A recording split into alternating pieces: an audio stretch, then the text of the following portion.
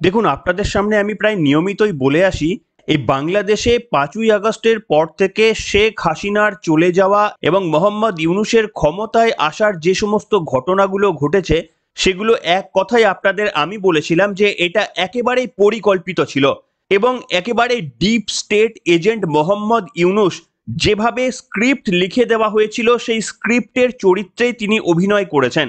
অনেকে হয়তো আমার এই কথাকে বিশ্বাস করেছেন, কেউ আবার ভেবেছেন যে আমি এটা বানিয়ে বলছি বা এটা একটা রূপক।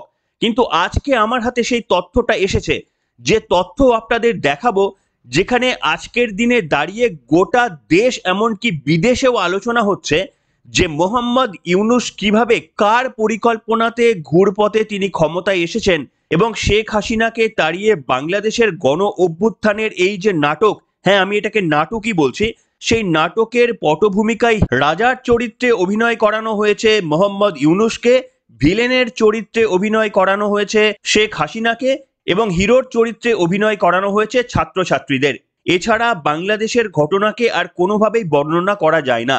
আমি যে কথা আপনাদের সামনে দীর্ঘদিন ধরে বলে আসছি, আজকে সেই কথাটাই গোটা বিশ্ব জুড়ে আলোচিত হচ্ছে।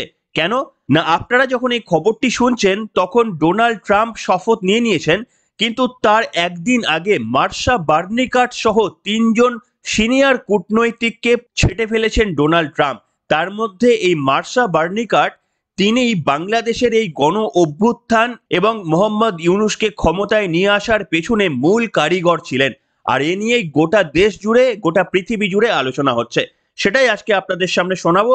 আশা করি এটা শুনলে আমাদের ওপর আস্থা আপনাদের কয়েক গুণে বেড়ে যাবে। তার কারণ আজকের দিনে দাঁড়িয়ে ডোনাল্ড ট্রাম্পের ক্ষমতায় অভিষেকের ঠিক একদিন আগে যে বিষয় নিয়ে চর্চা হচ্ছে, সেটা আপনাদের আমি ৩ মাস আগে শুনিয়ে রেখেছিলাম। আর আজকেই জলজ্যান্ত তার প্রমাণ দেব। যদি ভালো লাগে তাহলে অবশ্যই একটি লাইক করে আমাদের সমর্থন করবেন এবং সাবস্ক্রাইব করে আমাদের পাশে থাকবেন। আমাদের এইভাবে নিখুঁত এবং সময় উপযুক্ত খবরগুলোকে সময় মাফিক আপনাদের টেবিলে পৌঁছে দেওয়ার জন্য সুযোগ আমাদের দেবেন। নমস্কার, welcome to simple as a বিষয়ে আপনাদের সকলকে স্বাগত জানিয়ে শুরু করছি আজকের বিশেষ খবর। দেখুন, প্রথমেই আপনাদের আমি বলবো যে যখন আপনারা খবরটা শুনছেন তখন ডোনাল্ড ট্রাম্প অফিসিয়ালি ক্ষমতায় চলে এসেছেন মার্কিন মসনদে এবং নির্বাচনী প্রচার থেকে ডোনাল্ড ট্রাম্প একটি কথা বলে আসছিলেন। তিনি বলেছিলেন যে তিনি যদি প্রেসিডেন্ট হিসেবে নির্বাচিত হন তাহলে ডিপ স্টেটকে তিনি মুছে ফেলবেন। এবং শুধু তাই নয়, এই ডিপ স্টেটের হয়ে যে সমস্ত কর্মকর্তারা মার্কিন সরকারে কর্মরত, তাদেরকেও ছেঁটে ফেলবেন বা তাদেরকেও বরদাস্ত করবেন না বলে নির্বাচনী প্রচার থেকেই বলে আসছিলেন ডোনাল্ড ট্রাম্প। এবং তার যে এই সমস্ত কথাগুলো যে ভিত্তিহীন নয়, সেটা বারবার প্রমাণ পাওয়া গিয়েছে। ডোনাল্ড ট্রাম্পের নতুন মন্ত্রিসভায় যাদের যাদের রাখা হচ্ছে, তারা অ্যান্টি চীন, অ্যান্টি বাংলাদেশ, অ্যান্টি পাকিস্তান এবং প্রো ইন্ডিয়া। সেই তথ্য আপনাদের আগেও দিয়েছি, আজকেও না হয় দেব। কিন্তু সব থেকে বড় খবর কি জানেন, সেটি হচ্ছে আপনাদের দেখাচ্ছি দেখুন একটি প্রতিবেদনের একটি অংশ আপনাদের পড়াচ্ছি, আপনারা একটু পড়ুন। সংবাদ সংস্থা রয়টার্সের তরফে জানানো হয়েছে, সম্প্রতি বার্নিকাট সহ আমেরিকার বিদেশ দপ্তরের গুরুত্বপূর্ণ ৩ কর্তাকে ইস্তফা দিতে বলেছেন ট্রাম্পের শিবির। এই ৩ কর্তাই পেশাদার কূটনৈতিক, রিপাবলিকান ও ডেমোক্র্যাট দুই আমলেই দায়িত্বে থেকেছেন। বাইডেন সরকারের বাংলাদেশ নীতির প্রধান পরিকল্পনাকারী হিসাবে পরিচিত মার্শা বার্নিকাটকে বিদেশ দপ্তরের পদ ছাড়ার নির্দেশ দিয়ে আমেরিকার ভাবি প্রেসিডেন্ট ডোনাল্ড ট্রাম্প বিশেষ বার্তা দিয়েছেন বলে মনে করছেন কূটনৈতিকদের একাংশ। আমেরিকা সরকারিভাবে স্বীকার না করলেও অনেকেরই ধারণা, বাংলাদেশে হাসিনা সরকারকে উচ্ছেদ করা হয়েছে তাদেরই সুনির্দিষ্ট পরিকল্পনা অনুসারে। গণ অভ্যুত্থান ঘটানোর এই পরিকল্পনা শুরু হয়েছিল শ্রীমতী বার্নিকাট ঢাকায় আমেরিকার রাষ্ট্রদূত থাকার সময় থেকেই। বর্তমানে তিনি আমেরিকার বিদেশ দপ্তরের ডিরেক্টর জেনারেল। এটুকুই আপনাদের পড়ালাম। তাহলে কি বুঝলেন? এখানে পরিষ্কারভাবে লেখা হয়েছে, এবং এটি একটি কোনো সংবাদ মাধ্যমে নয়, প্রত্যেকটি আন্তর্জাতিক সংবাদ মাধ্যম থেকে এমনকি রয়টার্সে পর্যন্ত এই সংবাদ ছাপা হয়েছে যে ট্রাম্প দায়িত্ব তুলে নেওয়ার আগেই এই মার্শা বার্নিকাটকে বিদেশ দপ্তরের পদ ছাড়ার তিনি নির্দেশ দিয়ে দিয়েছেন। কে এই মার্শা বার্নিকাট আপনাদের কিছুটা জানালাম। এই মার্শা বার্নিকাট 2015 থেকে 2018 সাল পর্যন্ত ঢাকায় যুক্তরাষ্ট্রের রাষ্ট্রদূত হিসাবে দায়িত্ব পালন করেছেন। এবং কি অভিযোগ না, এনার বিরুদ্ধে যেটা অভিযোগ যে তিনি যদিও রিপাবলিকান এবং ডেমোক্র্যাট দুই সরকারের সঙ্গেই কাজ করেছেন, কিন্তু তিনি ডেমোক্র্যাট পন্থী। এবং ডেমোক্র্যাট পন্থী হয়ে যখন বাংলাদেশে তিনি রাষ্ট্রদূত হিসেবে নিয়োজিত ছিলেন, তখন থেকেই কিন্তু বাংলাদেশের এই গণ অভ্যুত্থানের নাটকটা রচিত হয়ে গিয়েছিল এবং মূলত এনার নেতৃত্বেই বাংলাদেশে কিভাবে ঘুরপথে শেখ হাসিনাকে ক্ষমতাচ্যুত করতে হবে তার ব্লু প্রিন্টটা কিন্তু সাজানো হয়েছিল। সেই কারণে বাংলাদেশে যখন নির্বাচন হলো, শেষবারের মতো সম্ভবত নির্বাচন হয়েছিল 2022-23-এর সময়, সেই সময় বিপুল ভোটে জেতা সত্ত্বেও যখন আমেরিকা কার্যত বুঝে গিয়েছিল যে কোনোভাবেই গণতান্ত্রিক উপায়ে শেখ হাসিনাকে সরানো যাচ্ছে না, তখন তাদের স্ক্রিপ্ট অনুযায়ী খেলা শুরু করে দেয় ডিপ স্টেট। এবং আপনারা জানেন শেখ হাসিনা বারবার বলছিলেন, যখন তিনি ক্ষমতায় ছিলেন, প্রধানমন্ত্রী হিসেবে ছিলেন, বারবার তিনি বলেছিলেন যে তাকে সরানোর চক্রান্ত করছে আমেরিকা, এমনকি সেন্ট মার্টিন দ্বীপটা যদি আমেরিকার হাতে তুলে দেওয়া না হয় তাহলে তার কপালে যে দুঃখ রয়েছে, এমনটা কিন্তু নিজেও ক্ষমতায় থাকা অবস্থাতে বারবার ইঙ্গিত দিয়েছিলেন তদানীন্তন প্রধানমন্ত্রী শেখ হাসিনা। মার্শা বার্নিকাট ছিলেন বাংলাদেশ নীতির প্রধান পরিকল্পনাকারী। তিনি আমেরিকার বিদেশ দপ্তরের ডিরেক্টর জেনারেল পদে রয়েছেন। বার্নিকাট সহ আমেরিকার বিদেশ দপ্তরের গুরুত্বপূর্ণ 3 কর্তাকে ইস্তফা দিতে বাধ্য করেছেন ট্রাম্প শিবির। বার্নিকাট নিজে পেশাদার কূটনৈতিক, তিনি ডেমোক্র্যাট ঘনিষ্ঠ বলেই পরিচিত। তবে এর আগে রিপাবলিকান জামানাতে জর্জ বুশের আমলে সেনেগালের রাষ্ট্রদূতের পদও সামলেছিলেন এই বার্নিকাট। এহেন বার্নিকাটের পদত্যাগ করতে বলে বাংলাদেশ ইস্যুতে ট্রাম্প কড়া বার্তা দিলেন বলে মনে করছেন আন্তর্জাতিক মহল, যে কথাটি আপনাদের 3 মাস আগে থেকে আমি বলে আসছি। এর আগে নির্বাচনের প্রাক্কালে দেওয়ালি উপলক্ষে বাংলাদেশ ইস্যুতে সরব হয়েছিলেন Donald Trump. Social media platform অর্থাৎ এক্সে তিনি লিখেছিলেন, অশান্ত বাংলাদেশে হিন্দু, খ্রিস্টান এবং অন্যান্য সংখ্যালঘুরা প্রতিনিয়ত দুষ্কৃতীদের হাতে আক্রান্ত হচ্ছেন, সেখানে লুটপাট চালানো হচ্ছে। আমি এর তীব্র ভাষায় নিন্দা জানাচ্ছি। আমি ক্ষমতায় থাকলে এমন কখনোই হতো না। কমলা হ্যারিস, জো বাইডেন আমেরিকায় এবং বিশ্বজুড়ে হিন্দুদের গুরুত্ব দেয়নি। ইসরায়েল থেকে ইউক্রেন, এমনকি আমাদের নিজেদের দক্ষিণ সীমান্তেও বিপর্যয় ঘটিয়েছে। তবে আমরা ফের আমেরিকাকে শক্তিশালী করব এবং শক্তির মাধ্যমে শান্তি ফিরিয়ে আনব। আমরা হিন্দু মার্কিন নাগরিকদেরও কট্টর বামপন্থীদেরও ধর্ম বিরোধী এজেন্ডা থেকে রক্ষা করব। আমরা আপনাদের স্বাধীনতার জন্য লড়ব। আমার প্রশাসনের অধীনে ভারত ও আমার ভালো বন্ধু নরেন্দ্র মোদীর সঙ্গেও সুসম্পর্ক মজবুত করব। এই মন্তব্যটি কিন্তু কয়েক মাস আগেই ডোনাল্ড ট্রাম্প করেছিলেন এবং সেই ঘটনায় দেখুন পরপর আপনাদের দেখাচ্ছি যে কিভাবে তিনি ক্ষমতায় বসার একদিন আগে যে বাংলাদেশের এই গণ অভ্যুত্থানের যিনি নায়িকা বলা চলে, সেই নায়িকা মার্শা বার্নিকাটকে পদচ্যুত করালেন ডোনাল্ড ট্রাম্প। অর্থাৎ ভয়ানক দিন অপেক্ষা করছে এই মৌলবাদী নেতা মোহাম্মদ ইউনূসের জন্য। এছাড়াও গতকাল আপনাদের সামনে আমি একটি খবর দেখিয়েছিলাম, আজকে আরো একবার আমি বলতে চাইবো। খবরটা হচ্ছে, Donald Trump who tapped pro India anti China Pak official all set to assume top post as secretary of staff and national security advisor. অর্থাৎ বলা হচ্ছে ডোনাল্ড ট্রাম্প, যিনি ভারতপন্থী চীন বিরোধী কর্মকর্তাদের ট্যাপ করেছেন, তারা পররাষ্ট্র সচিব এবং জাতীয় নিরাপত্তা উপদেষ্টা হিসাবে শীর্ষ পদ গ্রহণ করতে প্রস্তুত। কি ঘটনা আপনাদের বলেছিলাম, আরো ছোট্ট করে একটু বলবো যে ডোনাল্ড ট্রাম্প যেভাবে তার মন্ত্রিসভাটাকে সাজিয়েছেন না, তার মন্ত্রিসভায় যারা যারা জায়গা পেয়েছেন কিংবা সরকারি কর্তাদেরও যাদের যাদের জায়গা দেওয়া হয়েছে, তারা কিন্তু প্রত্যেকে ডিপ স্টেট বিরোধী। যারা ডিপ স্টেটে বিশ্বাস করে ডোনাল্ড ট্রাম্প একে একে সবাইকে ছেটে ফেলেছেন।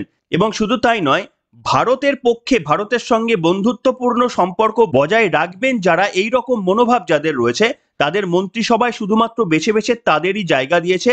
পাকিস্তান, বাংলাদেশ, চীনের সঙ্গে বন্ধুত্বপূর্ণ সম্পর্ক যারা রাখতে চায়, তাদেরকে একেবারেই ডোনাল্ড ট্রাম্পের ক্ষমতায় আসার আগেই বরখাস্ত করা হয়েছে।